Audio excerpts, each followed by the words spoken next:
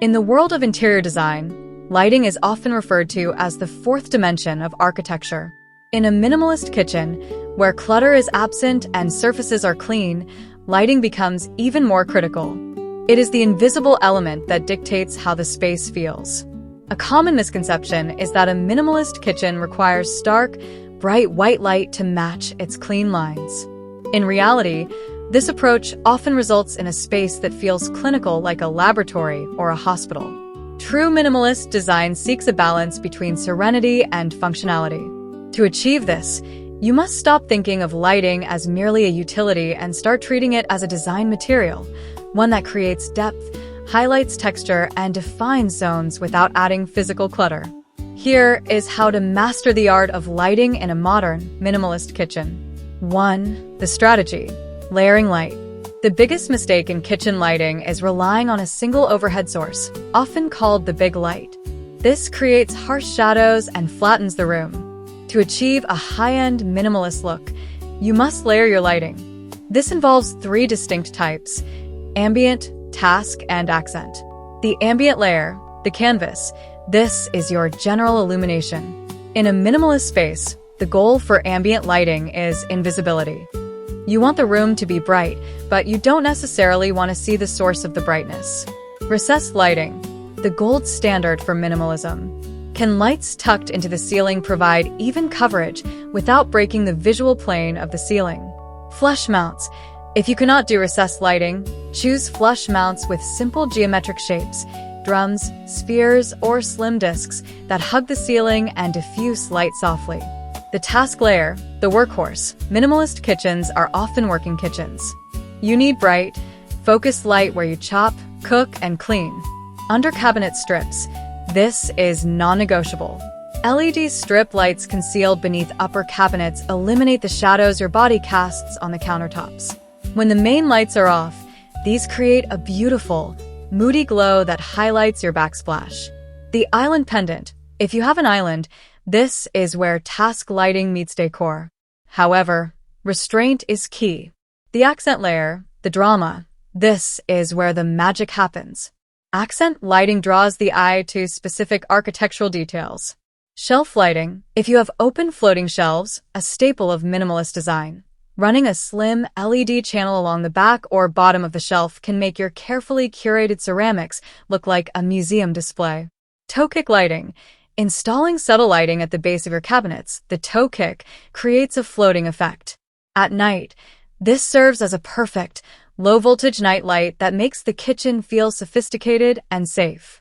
2. Selecting fixtures. Form follows function. In a maximalist room, a chandelier might be a crystal explosion. In a minimalist kitchen, the fixture itself is a sculpture. The silhouette should be intentional. Scale and proportion. A common error is choosing fixtures that are too small, which makes the ceiling look cluttered if you need many of them. Conversely, a fixture that is too bulky blocks sight lines. Slim profiles. Look for linear suspension lights, a long, thin bar of light over islands. This provides excellent illumination while maintaining the open, airy feel of the room. Transparent materials. Glass globes or open wire frames are excellent because they take up very little visual weight. You can see through them, which keeps the room feeling expansive. Material consistency. Stick to your palette. If your faucet and cabinet handles are matte black, your light fixtures should likely follow suit. Matte finishes. Matte black, brushed brass, or powder-coated white absorb light rather than reflecting it, which contributes to a softer, calmer aesthetic than high-polished chrome. 3. The science of warmth. Color temperature. You can buy the most expensive fixtures in the world, but if you put the wrong bulb in them, the room will feel wrong. Light temperature is measured in kelvins, K, and it is the secret weapon of interior designers.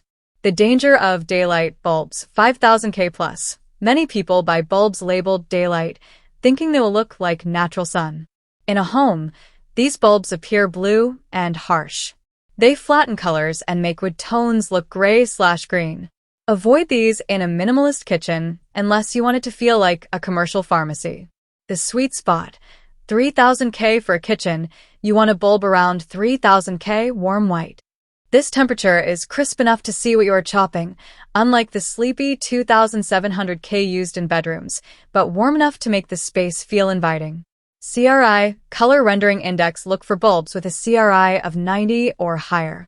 A high CRI ensures that the red of a tomato or the grain of a walnut counter looks vibrant and true to life. 4. Dimming. The transition from day to night. Minimalism is about adaptability. Your kitchen likely serves multiple purposes: a coffee bar in the morning, a workspace in the afternoon, and a dining area in the evening.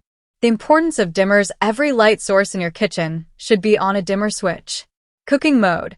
When prepping dinner, crank the ambient and task lights to 100%. Dining mode. Once the food is plated, dim the overhead lights to 50% and leave the under-cabinet lights on. This hides the dirty dishes in the shadows and creates an intimate atmosphere for eating.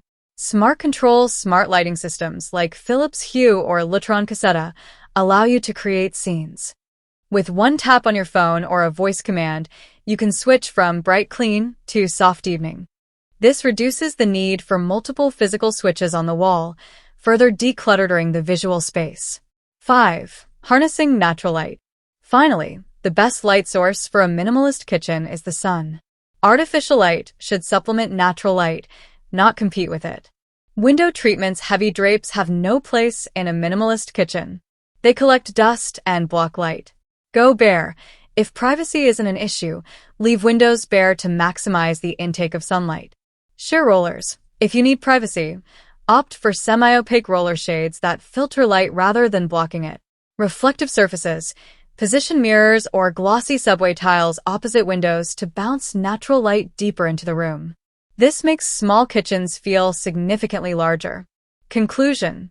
Lighting a minimalist kitchen is an exercise in restraint and precision.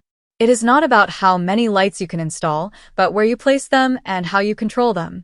By layering ambient, task, and accent lighting, choosing bulbs with the correct color temperature, and selecting fixtures that complement your architectural lines, you transform the kitchen from a sterile utility room into a warm, inviting heart of the home.